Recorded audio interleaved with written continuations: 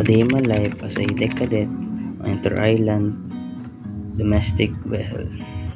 So today mga kabaro, ay mag-prepare tayo para sa ating duty sa deck, and mag-shoot tayo ng PP, helmet, and other safety harness. So ayan, punta tayo sa deck and we secure our cargo and rolling cargo. Mga rolling cargo natin, mga truck, ayan. So ayan, malapit na tayo sa port and hinagis natin giya. So ayan, binigay natin yung lubid.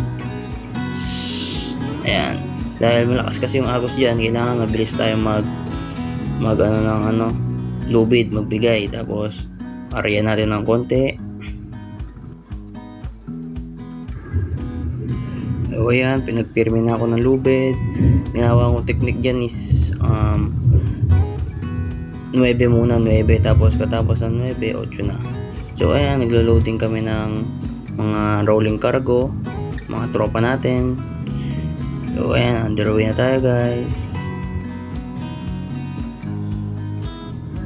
Habang underway tayo, mag-duty tayo sa bridge. Secure natin yung voyage natin na safety. Lookout tayo. Ayan, mag-demonstrate tayo ng proper use of life jacket. So nagkatimon din tayo, steering.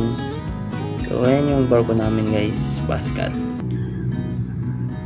So ayan, ito yung view pag night time sa taas ng bridge. So ayan, nagkaka-conduct din kami ng monthly drill.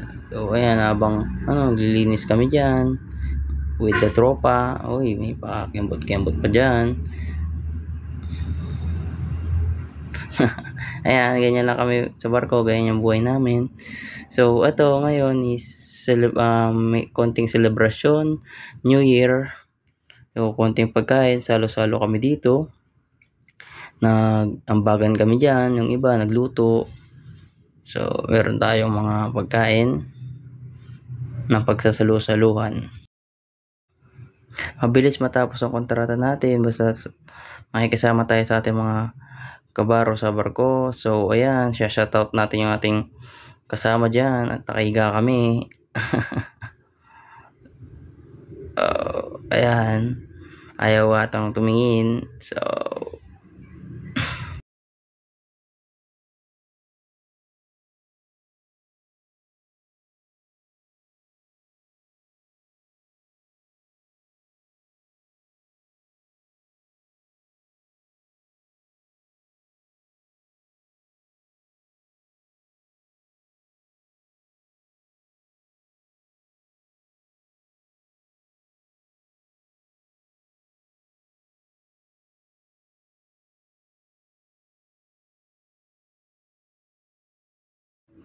So yan, sa loob ng 1 year, ito yung mga nakasama ko sa barko.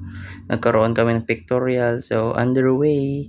So ayun lang guys, see you next time. Thank you for watching. God bless.